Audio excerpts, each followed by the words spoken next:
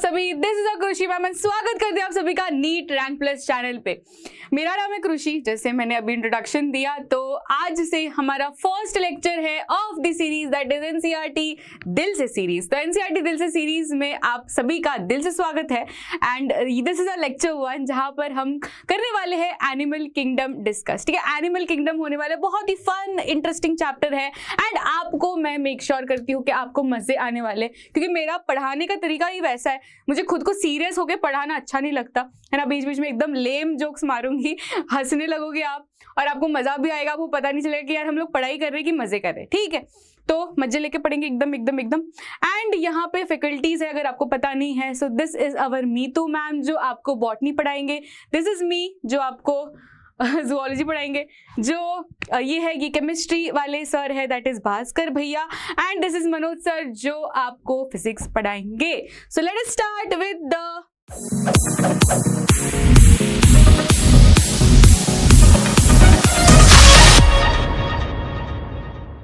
First lecture of NCERT दिल से। और आज हम लोग करने वाले हैं एनिमल किंगडम। देखो एनसीईआरटी दिल से जो सीरीज है ना, वो एनसीईआरटी के लिए बनी हुई है, तो आपको एनसीईआरटी तो लेके बैठना ही बैठना है, एनसीईआरटी के बिना ये लेक्चर देखना ही नहीं है।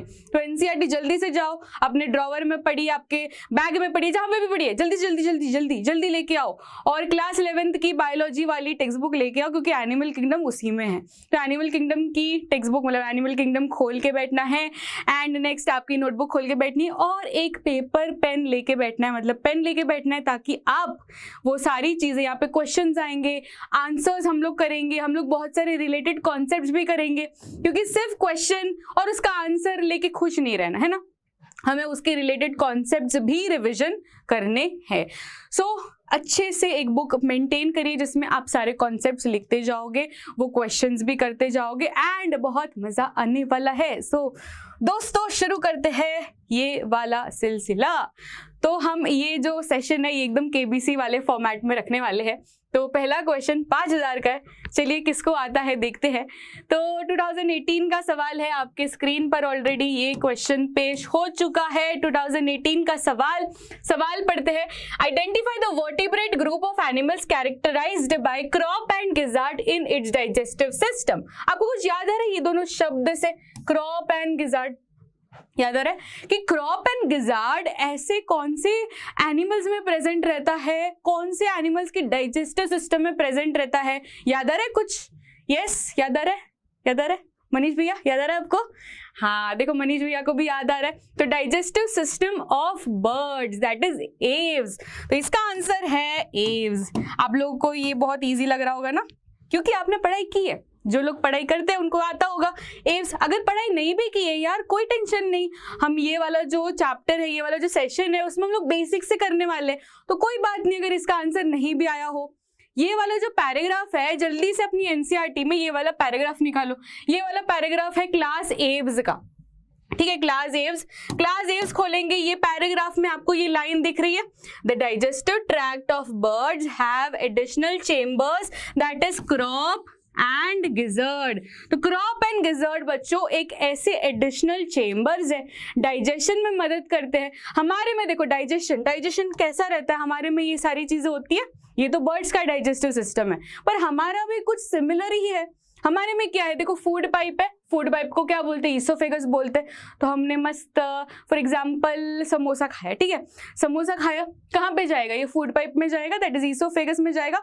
उसके बाद में स्टमक रहता है ना, स्टमक रहता है, जे शेप्ड स्टमक रहता है। स्टमक के बाद में कहाँ पे जाता है, इंटेस्टाइन में जाता है। तो वैसे ही सेम ऐसा ही सिस्टम है बर्ड्स में, इनके पास भी ईसोफेगस है, उसने दाना खाया है ना, चिड़िया क्या खाती है, दाना खाती है, तो दाना खाया उसने, ईसोफेगस से कहाँ पे जाएगा, क्रॉप गिजर्ड में जाएगा एंड प्रोवेंट्रिकुलस में जाएगा। तो इनके पास एडिशनल चेम्बर्स रहते हैं that is crop and gizzard, जो उनको मदद करते हैं इन डाइजेशन। तो अगर आपको कोई क्वेश्चन पूछे नीट में, क्वेश्चन आए कि गिजर्ड का क्या फंक्शन है, तो यहाँ पे लिख दो, देखो जी से गिजर्ड, जी से ग्राइंडिंग, इजी है याद करने। ग्राइंडिंग में मदद करता है, किस चीज का ग्राइंडिंग, स्टोन्स का ग्राइंडिंग, क्योंकि वो लोग दाने खाते हैं ना, तो दाने थोड़े हार्ड होते हैं। हम लोग तो डायरेक्टली दाना नहीं खाते, हम लोग को चावल खाना तो उसको पकाते हैं, डायरेक्टली चावल तो कोई खाता नहीं है। क्यों? क्योंकि हमारे में गिजर्ट प्रेजेंट नहीं है। ये लोग खा सकते हैं क्योंकि उनके अंदर गिजर्ट प्रेजेंट है जो हार्ड सब्सटेंसेस को भी ना ब्रेक डाउन कर सकता है। तो गिजर्ट का फंक्शन आपको पता चल गया। क्रॉप का फंक्शन क्या है? स्टोरेज करना। तो जो भी उसने दाना खाया वो स्टोर होगा in this pouch like structure, इसको बोलते हैं हम लोग क्रॉप। उसके बाद में प्रोवेंट्रिकुलस एंड गिजर्ट, ये दोनों मिलाकर हम बोल सकते हैं इसको स्टमक। ठीक है, तो अगर कोई पूछे कि एव्स में स्टमक क्या होता है, तो ये दोनों मिलकर स्टमक बनाते हैं, दैट इज प्रोवेंट्रिकुलस एंड गिजर्ट। समझ में आ गया? तो यहाँ पे क्वेश्चन में आ जाते हैं फिर से। क्वेश्चन क्या पूछ रहा था कि क्रॉप एंड गिजर्ट किस में है? तो ostrich species, Amphibia, reptiles, Aves किस में प्रेजेंट है? बर्ड्स में प्रेजेंट है। और बर्ड्स को हम क्या बोलते हैं? हाईफाई नाम क्या है बर्ड्स का? एव्स। याद रह गया?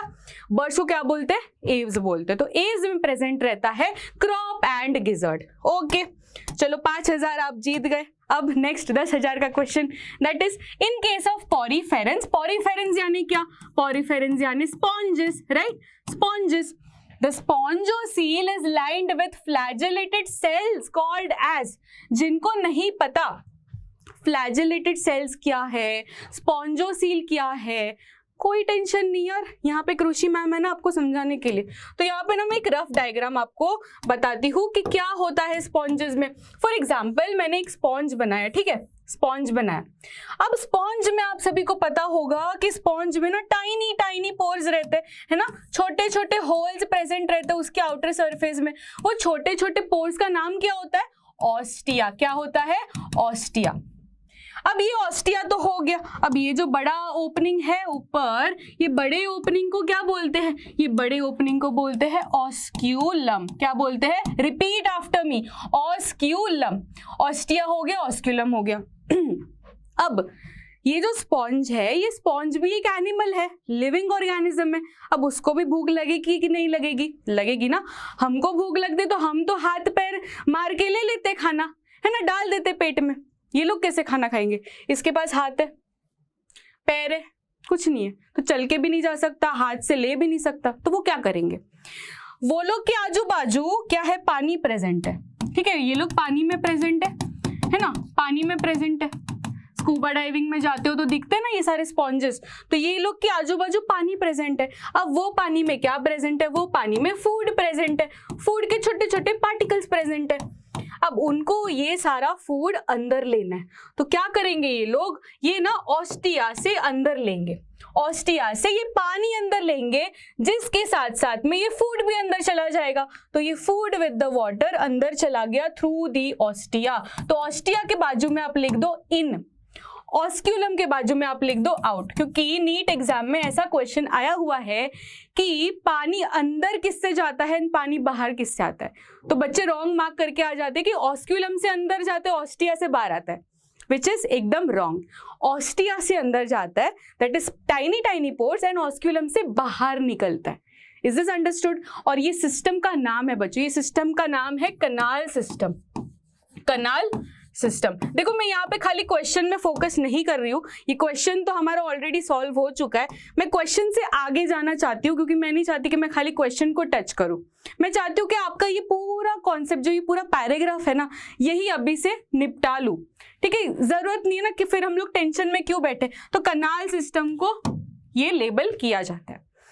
अब हमें और एक चीज समझनी है कि ये जो स्पॉन्ज है ना, ये स्पॉन्ज के अंदर एक हॉलो सिस्टम है, मतलब एक खाली जगह है। फॉर एग्जाम्पल मैं पानी हूं, ठीक है, मैं पानी हूं, ये स्पॉन्ज है। मैं अंदर कैसे जाऊंगी? ऑस्टिया से अंदर जाऊंगी। मैं अंदर चली गई, ठीक है, मैं अंदर चली गई। अब स्पॉन्ज के अंदर देखा तो मैंने अंदर देखा कि क्या है, यहाँ पे खाली जगह है, और वो खाली जगह को हम बोलते हैं कैनाल। क्या बोलते हैं? कैनाल। अब ये सेंट्रल जो कैनाल है ना, ये सेंट्रल कैनाल, ये सेंट्रल कैनाल का नाम होता है स्पॉन्जोसील। क्या होता है? स्पॉन्जोसील। ये जो खाली जगह है, ये स्पॉन्जोसील, उसके अराउंड एक दीवार बनी हुई है, ये सेल्स से बनी हुई है। वो सेल्स का नाम है फ्लैजिलेटेड सेल्स। क्या है? Flagellated sales. और वो फ्लैजिलेटेड सेल्स का नाम होता है कॉलर सेल्स और कोआनोसाइट्स। तो ये बच्चे मार्क कर लो, देखो यहाँ पे ये लाइन दिख रही है आपको, कोआनोसाइट्स और collar cells line the spongocoel and the canal. समझ में आ रहा है? तो यहाँ पे जो सेंट्रल कनाल है उसकी जो लाइनिंग है वो किससे बनी हुई है? Flagellated cells which are called as choanocytes और collar cells which will help in transportation. क्योंकि वो पानी में क्या था? खाना था ना। अब वो खाना अंदर तो चला गया, पर वो पूरे स्पॉन्ज में ट्रांसपोर्ट कैसे होगा? कोई सवारी लगेगी कि नहीं लगेगी? लगेगी ना। तो वो कैसे ट्रांसफर होगा? Through these flagellated sales. वो फ्लैजिलेटेड सेल्स का नाम होता है स्पॉन्जोसील के अंदर कुआनोसाइट्स। समझ में आ रहा है? तो इसका आंसर क्या होगा बच्चों? इसका आंसर होगा कुआनोसाइट्स। समझ में आ गया? तो कुआनोसाइट्स इसका आंसर हो गया। ठीक है भाई, चलो अब अगला क्वेश्चन, तीसरा क्वेश्चन आपके स्क्रीन पर। ये कितना का करें हम? 20,000 का करें। चलिए 20,000 का क्वेश्चन है, 20,000 का क्वेश्चन है, 20,000 का question on your screen. Question पढ़ते हैं। Which of the following features is not present in phylum Arthropoda? Arthropoda में ऐसा कौन सा फीचर है जो नहीं प्रेजेंट है? अब ऑप्शंस पढ़ते हैं। पैरापोडिया है, मेटामेरिक सेगमेंटेशन है, जॉइंटेड अपेंडेजेस है कि काइटिनस एक्सोस्केलेटन है। अब यार हमें पता है ना आर्थ्रोपोडा में कौन सी चीज नहीं होती है? पैरापोडिया होता है। पैरापोडिया का मतलब लिख लेते हैं यहाँ पे। पैरापोडिया का मतलब क्या है? पैरापोडिया मतलब लैटरल अपेंडेजेस, लैटरल अपेंडेजेस। ठीक है, लैटरल अपेंडेजेस। लैटरल अपेंडेजेस मतलब साइड वाले हाथ पैर, साइड वाले हाथ पैर। ये साइड वाले हाथ पैर कौन से फाइलम का फीचर है? बताओ बताओ, थोड़ा सोचो, थोड़ा सोचो, थोड़ा सोचो, सोचो सोचो सोचो। कुछ चमका? एनालिडा। चमका एनालिडा? यस। तो पैरापोडिया बच्चों याद रखना आपसे कि पैरापोडिया ना किस में रहता है? एनालिडा में रहता है, दैट इज अर्थवर्म। अर्थवर्म में, फिर अर्थवर्म में नहीं, सॉरी, वो नेरिस में रहता है पैरापोडिया। नेरिस में रहता है पैरापोडिया। वो किसका है? एनालिडा का है ना एग्जाम्पल। तो एनालिडा में आते हैं पैरापोडिया। पैरापोडिया मतलब लैटरल अपेंडेजेस। दूसरा ऑप्शन। अब इसका तो आंसर हमें मिल गया, पर यार हमें तो खाली आंसर मार्क करने से, 20,000 लेने से मतलब नहीं रखना, हमें कॉन्सेप्ट्स भी थोड़े पढ़ने हैं। तो थोड़ा ज्यादा टाइम लगेगा यार, पर करते ना, है ना, पूरा अच्छे से करते। तो मेटामेरिक सेगमेंटेशन किसमें है? तो मेटामेरिक सेगमेंटेशन यानी क्या? मेटामेरिक सेगमेंटेशन यानी बॉडी में सेगमेंटेशन, टिक टिक टिक टिक।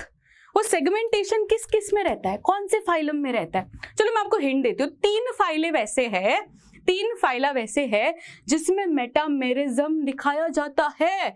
सबसे पहले तो एनालिडा लिख देंगे, सारे बच्चे लिखेंगे अपनी कॉपी में, एनालिडा लिख देंगे। एनालिडा में आ जाएगा अर्थवर्म। अर्थवर्म में देखते हो ना ऐसे ऐसे पार्टीशन रहता है, लाइन लाइन बनी हुई रहती है, वो क्या है? वो है मेटामेरिज्म। अब दूसरा एग्जाम्पल लिखोगे आप आर्थ्रोपोडा। ठीक है, आर्थ्रोपोडा। तीसरा एग्जाम्पल आप लिखोगे कॉर्डेट्स। तीसरा एग्जाम्पल आप लिखोगे कॉर्डेट्स। ये तीनों में प्रेजेंट रहता है मेटामेरिक सेगमेंटेशन। तीसरा है काइटिनस एक्सोस्केलेटन। यार काइटिनस एक्सोस्केलेटन मतलब क्या? कि उसका स्केलेटन बना हुआ है काइटिन से। तो ये तो चीज हमें पता है ऑलरेडी, है ना। आर्थ्रोपोडा की खासियत ही वही है कि उसका जो एक्सोस्केलेटन है it is made up of chitin which is very very hard, जो उसको स्ट्रेंथ देता है, जो उसको जो हार्ड कैलामिटीज रहती है उससे बचाता है। तो काइटिनस एक्सोस्केलेटन तो प्रेजेंट रहता है इन आर्थ्रोपोडा, राइट। फोर्थ है जॉइंटेड अपेंडेजेस। यार ये तो एकदम मजाक सी बात हो गई, क्योंकि जॉइंटेड अपेंडेजेस इसलिए ही नाम पड़ा है आर्थ्रोपोडा। आर्थ्रो मतलब जॉइंटेड, अपेंडेजेस मतलब उसके हाथ पैर, तो जॉइंटेड अपेंडेजेस है इसलिए तो आर्थ्रोपोडा नाम रखा है ना। तो इसका क्या होगा आंसर? पैरापोडिया। Simple simple. चलो आ जाओ एनसीईआरटी में, एनसीईआरटी खोलेंगे, एनालिडा फाइला खोलो एंड आर्थ्रोपोडा खोलो, ताकि आपको क्लियर डिस्टिंग्विशिंग मिले। अब एनालिडा में हम देखेंगे तो एनालिडा में देखो यहाँ पे क्लियरली मेंशन्ड है कि एनालिडा में होते हैं lateral appendages which are called as parapodia. ठीक है, एनालिडा में रहते हैं पैरापोडिया। बच्चे याद रखेंगे, अब से पैरापोडिया नाम है मतलब क्या? एनालिडा, आर्थ्रोपोडा नहीं। आर्थ्रोपोडा में क्या क्या चीज आएगी? एक तो सेगमेंटेशन आएगा which is called as metamerism, है ना। काइटिनस एक्सोस्केलेटन है, काइटिन का बना हुआ एक्सोस्केलेटन है। जॉइंटेड अपेंडेजेस है इसलिए तो नाम रखा गया है arthropoda. Easy easy, simple simple. चलो नेक्स्ट में जाएंगे। ठीक है, तो समझ गया एनालिडा का क्या है, आर्थ्रोपोडा का क्या है। तो इसका आंसर तो हमें पता चल गया, दैट इज पैरापोडिया। चलिए अब नेक्स्ट क्वेश्चन में जाएंगे। वो था 20,000, आप 20,000 भी जीत गए। चलो अभी नेक्स्ट क्वेश्चन कितने का रखते हैं? ये रखते हैं 40,000 का। चलो 40,000 का क्वेश्चन आपके स्क्रीन पर ये रहा। Which one of the following groups of animal is correctly matched with which it क्या बोल रही हूँ मैं, with its one characteristic feature without even a single exception। मतलब ऐसा कौन सा ऑप्शन है जिसमें कोई एक्सेप्शन ही नहीं है, मतलब सारे एकदम सर्वगुण संपन्न, वैसा कौन सा ऑप्शन है? तो एक एक ऑप्शन पढ़ते हैं तब हमें पता चलेगा कि कौन सा सर्वगुण संपन्न ऑप्शन है। मेमेलिया, अच्छा क्या बोल रहा है ये? Mammalia give birth to young ones, give birth to young ones, ये बोल रहा है कि विविपैरस रहते हैं सारे मैमल्स। क्या ये चीज सही है? क्या आप ये चीज से एग्री करते हो कि सारे मैमल्स होते हैं विविपैरस? नहीं बेटा, सारे मैमल्स विविपैरस नहीं होते। हमें पता है कि प्लैटिपस जो होता है, प्लैटिपस जो होता है ये तो होता है oviparous, that is egg laying mammal. होता है कि नहीं होता? तो यहाँ पे ये चीज तो गलत हो गई, तो ये तो सर्वगुण संपन्न नहीं है। नेक्स्ट क्वेश्चन, मतलब नेक्स्ट ऑप्शन में जाते हैं।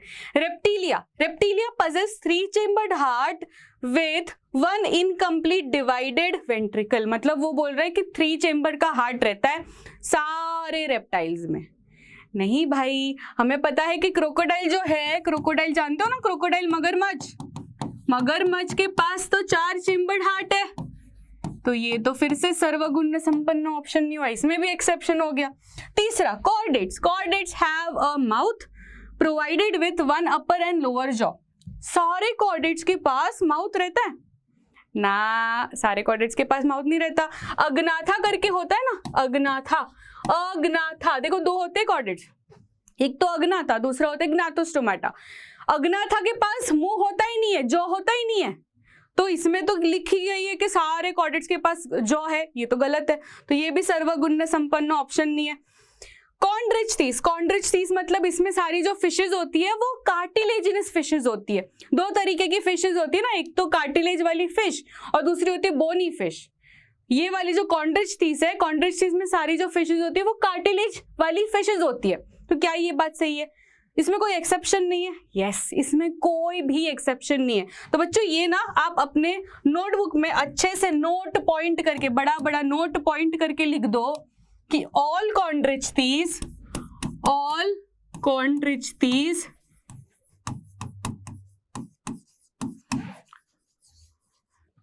have fishes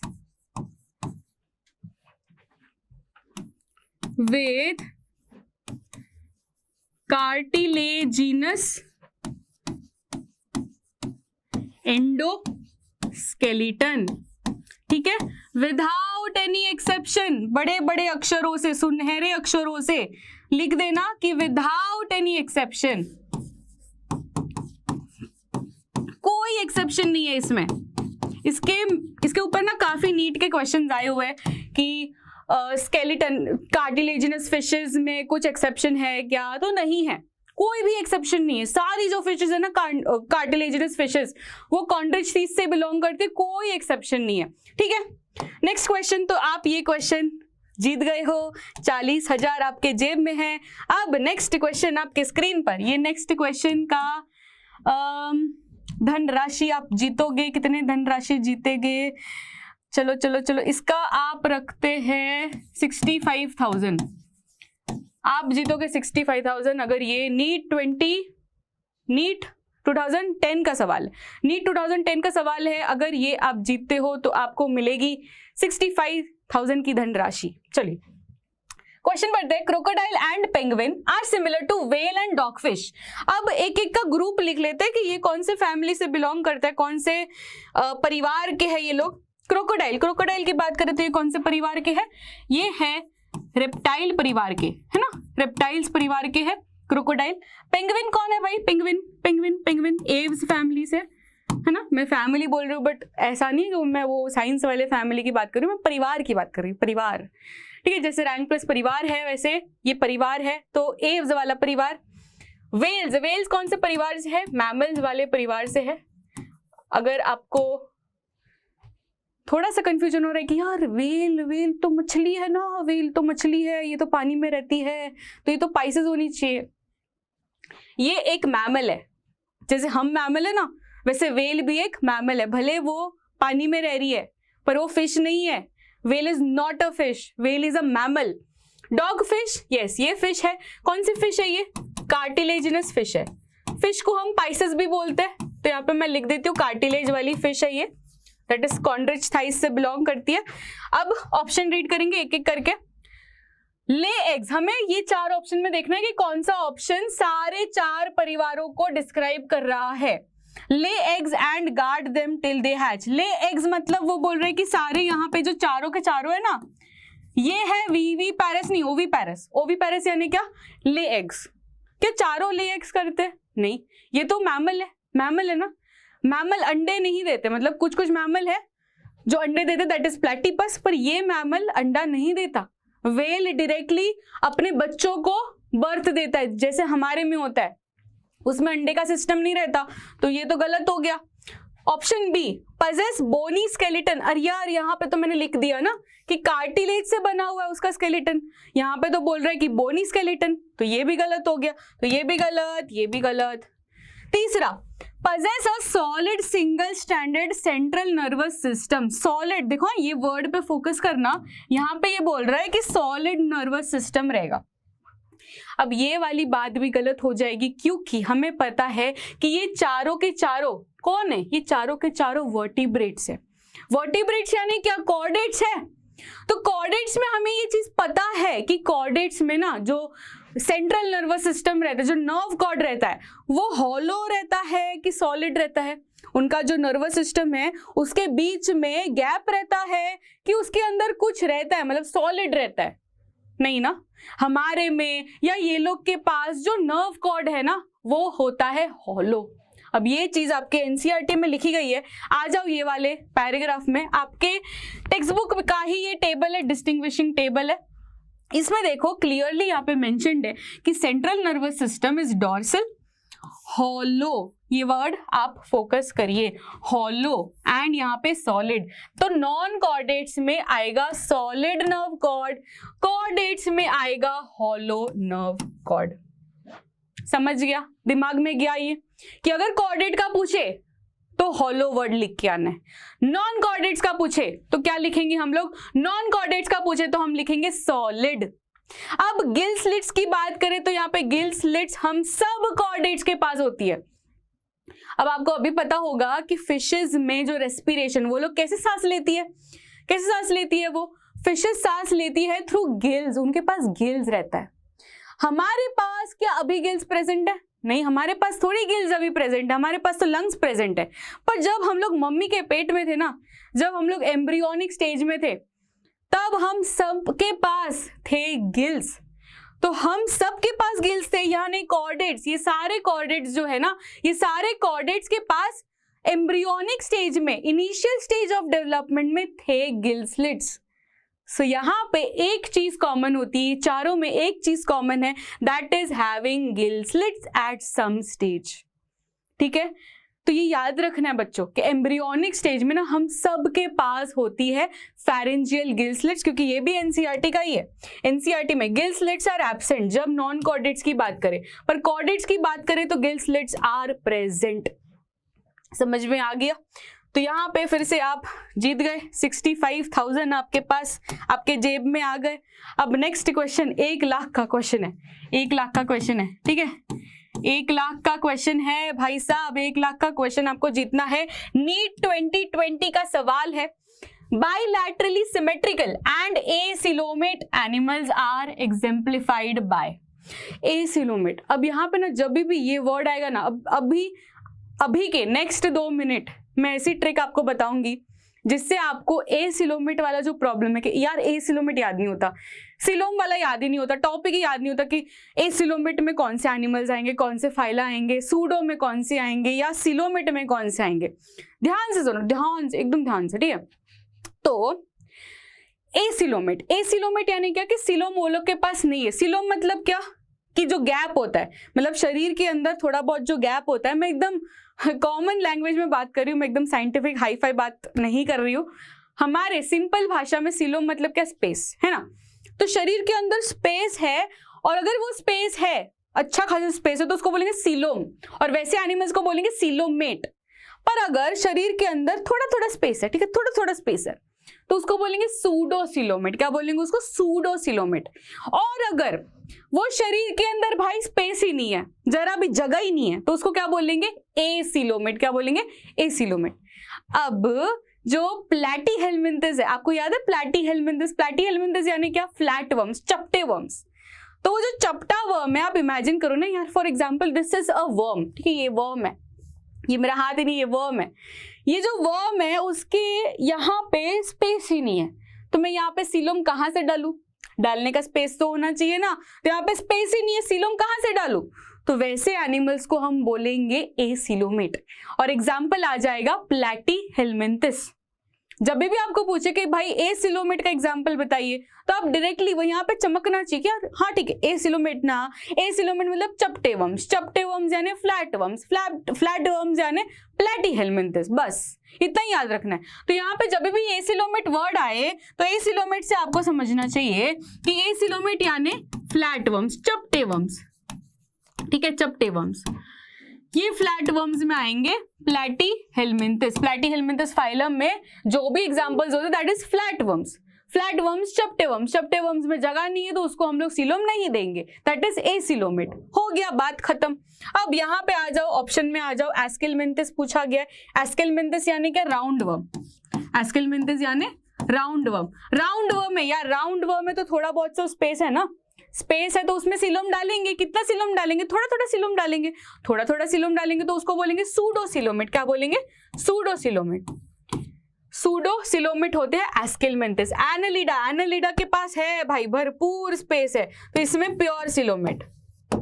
आर्थ्रोपोडा, आर्थ्रोपोडा में बहुत सारा स्पेस है, भर भर के स्पेस है, तो इसमें भी प्योर सिलोमेट। प्लैटीहेलमिंथस आ गया अपना आंसर। प्लैटीहेलमिंथस मतलब क्या, चपटे वर्म्स, चपटे वर्म्स यानी फ्लैट वर्म्स, इसमें सीलोम डालने का जगह नहीं है, इसलिए इसका आ जाएगा आंसर, दैट इज एसिलोमेट। मिल गया आपको 1 लाख। आ जाओ एनसीईआरटी में भी। तो ये है आपका last page of the text book, right, last page वाला ये टेबल है। इसमें देखो क्लियरली आपको मेंशन्ड है कि सीलोम वाले कॉलम में आ जाइए, सीलोम वाले कॉलम में आ जाइए। यहाँ पे प्लैटीहेलमिंथस दिख रहा है आपको, प्लैटीहेलमिंथस। प्लैटीहेलमिंथस में देखोगे तो एब्सेंट है, सीलोम इज एब्सेंट, यानी वो है एसिलोमेट, ठीक है, एसिलोमेट। एस्केलमिंथस राउंड वर्म्स है, थोड़ा थोड़ा स्पेस है, इसलिए उसको हम डालते हैं सूडोसिलोमेट। फिर एनालिडा, आर्थ्रोपोडा, उसके बाद में जो भी आएंगे वो सारे सीलोम सीलोम सीलोम, तो सिलोमेट सिलोमेट सिलोमेट। समझ रहे, एकदम इजी इजी, मार्क कर लिया अपने टेक्स्ट बुक में। चलो नेक्स्ट क्वेश्चन दैट इज फिर से नीट 2020 का सवाल, और अगर आप इसका करेक्ट आंसर देते हो तो आपको मिलेगा 1,25,000, 1,25,000। चलिए देखते हैं आपकी बुद्धि का कमाल। क्वेश्चन पढ़ते हैं। Match the following columns and select the correct option. यहाँ पे कुछ कैरेक्टरिस्टिक दिए गए हैं और यहाँ पे एनिमल्स का नाम दिया गया कि ये एनिमल का ये कैरेक्टरिस्टिक है, तो आपको पहचानना है बेसिकली कि ये एनिमल का ये कैरेक्टरिस्टिक कौन सा है, मतलब कौन सा कैरेक्टरिस्टिक सही है। तो सबसे पहले तो ग्रीगेरियस पॉलीफेगस पेस्ट। यार ये जब वर्ड आए ना ग्रीगेरियस, तब आपके मन में एक ही आना चाहिए नाम, that is locust, that is locust. तो ग्रीगेरियस जब भी वर्ड आए क्या आना चाहिए, लोकस्ट आना चाहिए। Repeat, gregarious locust, gregarious locust. यार ग्रीगेरियस मतलब कैसे, मतलब वो पेस्ट होते हैं। हमारे घर में भी कोई कोई रहते ना, अतिथि आते हैं तो हमें अच्छा लगता है ना, अतिथि आते तो अच्छा लगता है, बोलते कि हाँ हाँ आ जाओ स्वागत है आपका, आराम से रहिए, जैसे रहना है वैसे रहिए। पर अगर वो महीना भर रहे तो हमें अच्छा लगता है, नहीं अच्छा लगता।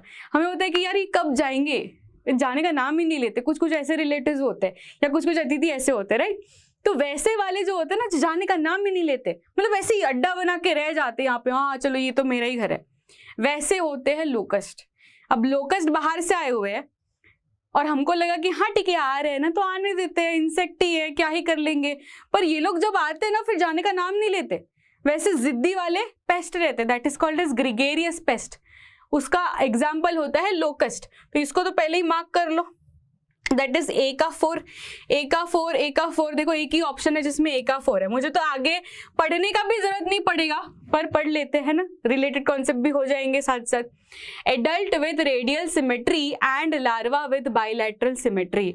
अच्छा, ये वाली जो चीज है ना, ये भी आपको डायरेक्टली वो नाम आना चाहिए कि जब ऐसा सेंटेंस आए कि adult with radial symmetry. Radial symmetry का मतलब क्या है? Pizza cutting.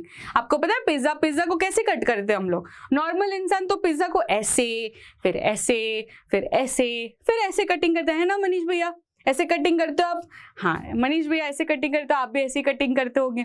तो पिज्जा कटिंग को हम क्या बोलते हैं? क्या बोलते हैं उसको? Radial symmetry.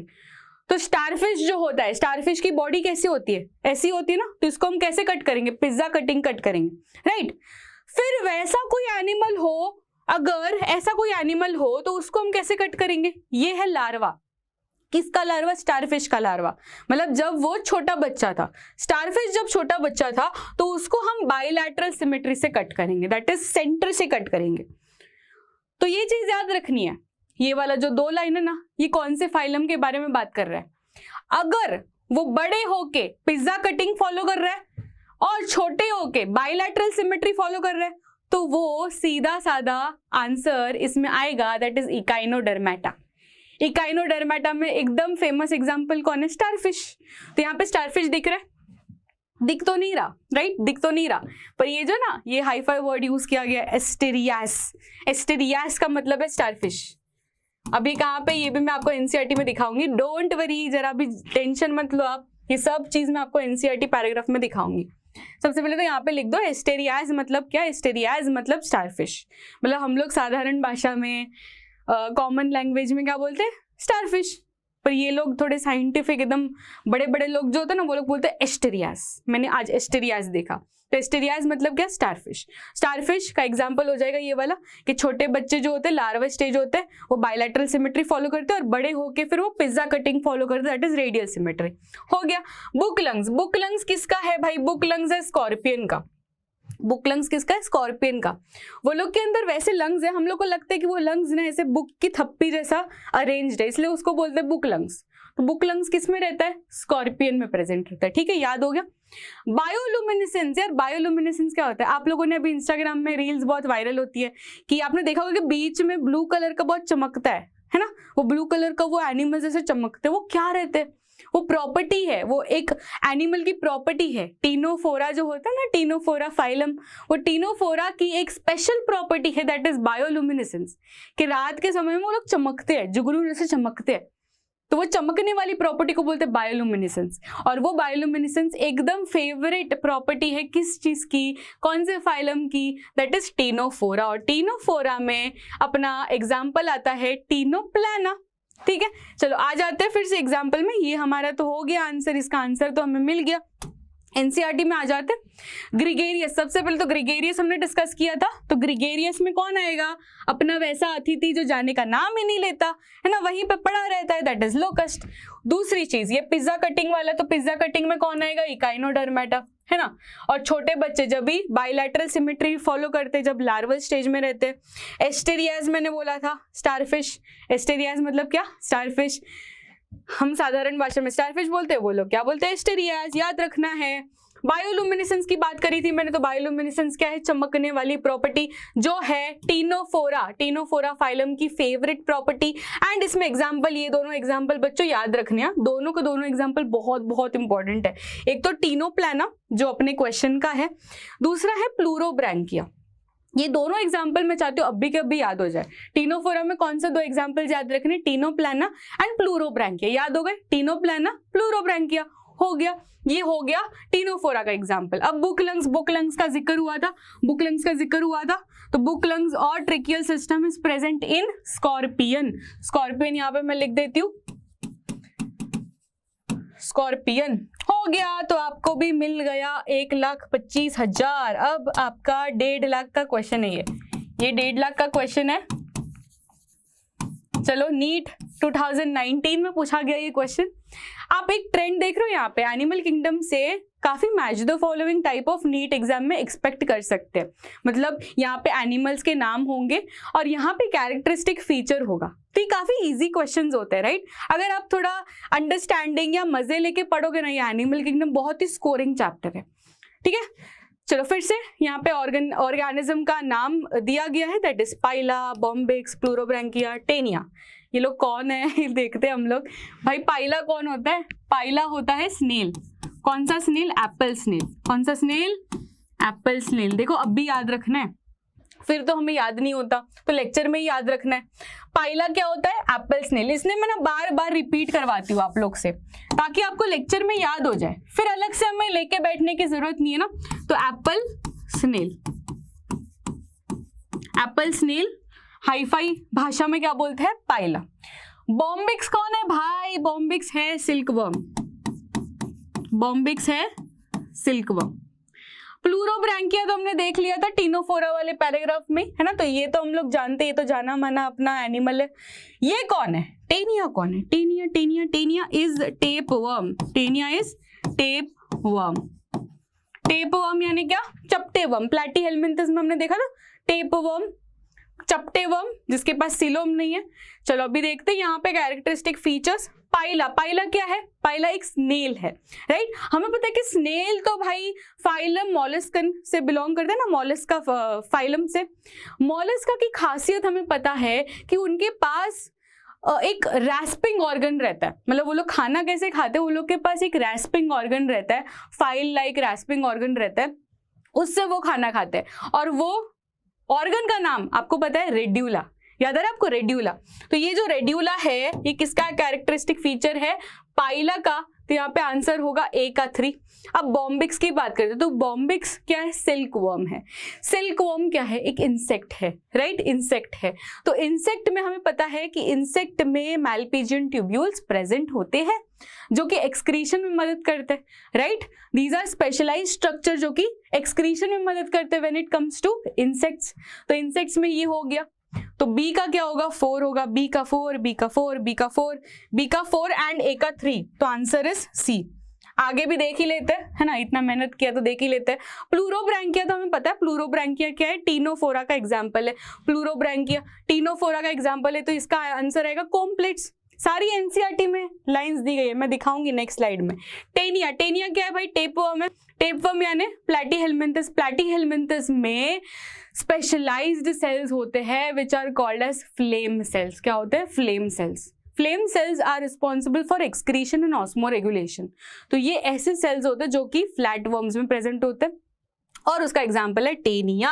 तो आप जीत जाते हो 1.5 लाख। अब आ जाते हैं एनसीईआरटी में कहाँ कहाँ पे लिखा है। सबसे पहले मैंने आपको बोला था कि मॉलस्कन है। मॉलस्कन मतलब एप्पल स्नेल जो है, ये एप्पल स्नेल किससे बिलोंग करता है? मॉलस्कन से बिलोंग करता है। तो फाइलम मॉलस्का वाले पैराग्राफ में आ जाओ, वहां पे देखो क्लियरली लास्ट लाइन दी गई है कि the mouth contains a file like rasping organ for feeding which is called as radula. तो रेड्यूला किस में प्रेजेंट रहता है? मॉलस्कन्स में प्रेजेंट रहता है, दैट इज मॉलस्का फाइलम। ठीक है, मॉलस्का फाइलम। ये हो गया चीज, एक चीज। अब टीनोफोरा में आ जाओ। टीनोफोरा में क्या है? टीनोफोरा में देखेंगे तो यहाँ पे कोम प्लेट्स करके ऑलरेडी हाईलाइट दिया गया है। तो टीनोफोरा में ये अगर आपको पूछे कि प्लूरोब्रैंकिया में कोम प्लेट्स है, हाँ भाई टीनोफोरा में अगर प्लूरोब्रैंकिया में पूछे तो प्लूरोब्रैंकिया में भी कोम प्लेट्स है, एंड टीनोप्लाना में अगर पूछे तो टीनोप्लाना में भी कोम प्लेट्स है। इजी इजी, एकदम इजी, है ना। नेक्स्ट यहाँ पे देखेंगे तो टेनिया का पूछा था। टेनिया मतलब क्या? टेपवर्म। टेपवर्म यानी क्या कि भाई चपटा वर्म। चपटा वर्म यानी फ्लैट वर्म। अब इसका याद रखने का तरीका मैं आपको बताती हूँ कि फ्लेम सेल्स कैसे याद करें। देखो यहाँ पे फ्लेम सेल्स है, ऑलरेडी मैंने मार्क कर लिया फ्लेम सेल्स। इसको कैसे याद करेंगे? प्लैटीहेल्मिन्थस यानी फ्लैट वर्म्स, ये एफ से शुरू होता है, बस इतना ही याद रखना है। प्लैटीहेल्मिन्थस यानी फ्लैट वर्म्स जो एफ से शुरू होता है, इसके लिए उसके पास जो स्पेशलाइज्ड सेल्स है वो भी एफ से शुरू होंगे, that is flame cells. Flame sales का फंक्शन क्या होता है? Osmo regulation and excretion. ठीक है। Excretion and osmo regulation, osmo regulation यानी क्या, सॉल्ट वाटर बैलेंस। तो सॉल्ट वाटर बैलेंस करने के लिए हमें चाहिए फ्लेम सेल्स, हमें मतलब प्लैटीहेलमिंथस को चाहिए फ्लेम सेल्स, और ये फ्लेम सेल्स करते हैं ऑस्मो रेगुलेशन एंड एक्सक्रीशन, ठीक है।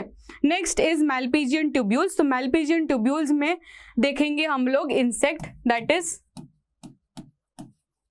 इंसेक्ट के पास होता है मैलपीजियन ट्यूब्यूल्स। तो सारे इंसेक्ट्स के पास होता है ये स्पेशलाइज स्ट्रक्चर जो कि एक्सक्रीशन में मदद करता है। और क्योंकि सिल्कवर्म क्या है, सिल्कवर्म एक इंसेक्ट है, तो सिल्कवर्म में हम लोग लिख देंगे यहाँ पे इंसेक्ट, ठीक है। हो गया, मार्किंग हो गई एनसीईआरटी में। अब नेक्स्ट सवाल आता है आपका 1,75,000 नीट 2010 का सवाल है, रीड करते हैं। Which one of the following kinds of animals are triploblastic. अच्छा, ट्रिप्लोब्लास्टिक यानी क्या, कि तीनों जर्म लेयर्स प्रेजेंट है, तीनों जर्म लेयर्स प्रेजेंट है। विच 3 germ layers, endoderm, mesoderm and ectoderm. ये तीनों जर्म लेयर्स अगर प्रेजेंट है तो उसको हम क्या बोलेंगे, ट्रिप्लोब्लास्टिक। अच्छा, ट्रिप्लोब्लास्टिक आपने कब, मतलब कौन से फाइलम, हम लोग लाइन वाइज देखते हैं ना सारे फाइलम, पहले तो पॉरीफेरा आया, फिर निडेरिया आया, फिर टीनोफोरा आया, फिर प्लैटीहेलमिंथस आया, फिर एस्केलमिंथस आया, फिर एनालिडा, फिर आर्थ्रोपोडा, मोलस्का, हेमिकॉर्डेटा, नहीं इकाइनोडर्मेटा, हेमिकॉर्डेटा, कॉर्डेटा, ऐसे लाइन वाइज हमने पढ़ा, राइट। अभी लाइन वाइज पढ़ा तो सबसे पहले ये ट्रिप्लोब्लास्टिक जो वर्ड है वो कौन से फाइलम में आपने पढ़ा, आपको याद आ रहा है? आपने first he phylum that is sponges, that is Porifera, उसमें देखा था आपने ट्रिप्लोब्लास्टिक वर्ड? नहीं देखा था। फ्लैटवर्म्स में देखा था, फ्लैटवर्म्स यानी प्लैटीहेलमिंथस, प्लैटीहेलमिंथस में देखा था, यस प्लैटीहेलमिंथस में हमने देखा था।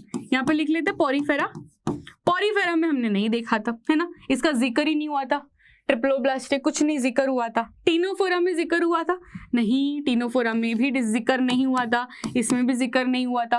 कोरल्स यानी क्या, निडेरिया, कोरल्स यानी निडेरिया, निडेरिया में भी जिक्र नहीं होता। ये दोनों क्या है, डिप्लोब्लास्टिक है। 2 ही जर्म लेयर्स रहते हैं उनके पास, बेचारों के पास। 3 जर्म लेयर्स वाले खाली प्लैटीहेलमिंथस है, मतलब उसके आगे से सारे फिर ट्रिप्लोब्लास्टिक शुरू हो जाएंगे।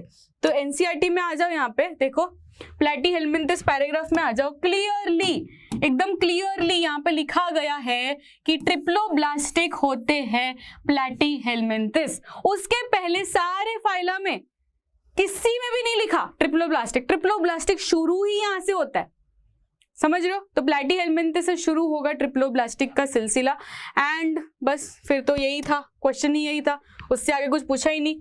वाह, अब तो 1,75,000 जीत चुके। अब नेक्स्ट सवाल 2 लाख का, 2 लाख का। Which one of the following animals have scattered cells with cell tissue grade of organization? अच्छा, हमें पता है ना कि लेवल ऑफ ऑर्गेनाइजेशन होते हैं डिफरेंट प्रकार के। अब कौन कौन से प्रकार होते हैं, देखो सबसे पहले तो सेलुलर लेवल ऑफ ऑर्गेनाइजेशन होता है जिसमें खाली सेल्स होते हैं। फिर उसके बाद में हायर लेवल आएंगे तो टिश्यू लेवल ऑफ ऑर्गेनाइजेशन होता है। फिर टिश्यू लेवल के थोड़ा हायर आएंगे तो ऑर्गन लेवल ऑफ ऑर्गेनाइजेशन होता है। उसके भी आगे आएंगे तो organ system level of organisation होता है।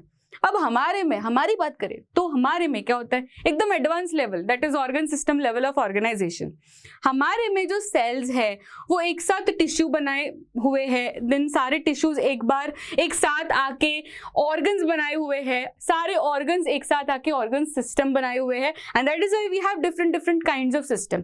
डाइजेस्टिव सिस्टम है अपने पास, नर्वस सिस्टम है अपने पास, सर्कुलेटरी सिस्टम है अपने पास, एक्सक्रीटरी सिस्टम है, डिफरेंट सिस्टम है। पर सारे एनिमल्स के पास नहीं होते, जैसे वो ना एक लक्ष्मण वाला डायलॉग, सबकी छुट्टियां नहीं होती, तो वैसा वाला सबके पास ये लेवल ऑफ ऑर्गेनाइजेशन नहीं होता। तो सेलुलर लेवल ऑफ ऑर्गेनाइजेशन किसके पास होता है, पॉरीफेरा के पास होता है। देखो स्टार्टिंग से देखेंगे, स्पॉन्जेस है पॉरीफेरा, पॉरीफेरा, तो पॉरीफेरा बोलता है लक्ष्मण जैसे कि सबकी छुट्टियां नहीं होती, तो वैसे ये कि सबके पास organ system level of organisation नहीं होता लक्ष्मण। तो यहाँ पे पॉरीफेरा के पास, बेचारे के पास खाली सेलुलर लेवल ऑफ ऑर्गेनाइजेशन है। हाइड्रा की बात करें, हाइड्रा किसका है, hydra is Cnidaria, right, Cnidaria.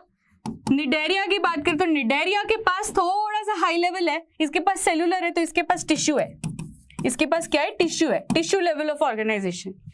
Liver fluke की बात करें, लिवर फ्लूक क्या है भाई, लिवर फ्लूक इज चप्टावर्म ना, चप्टावर्म यानी प्लैटीहेलमिन्थेस, प्लैटीहेलमिन्थेस में दोनों होता है, ऑर्गन सिस्टम भी होता है एंड ऑर्गन लेवल भी होता है।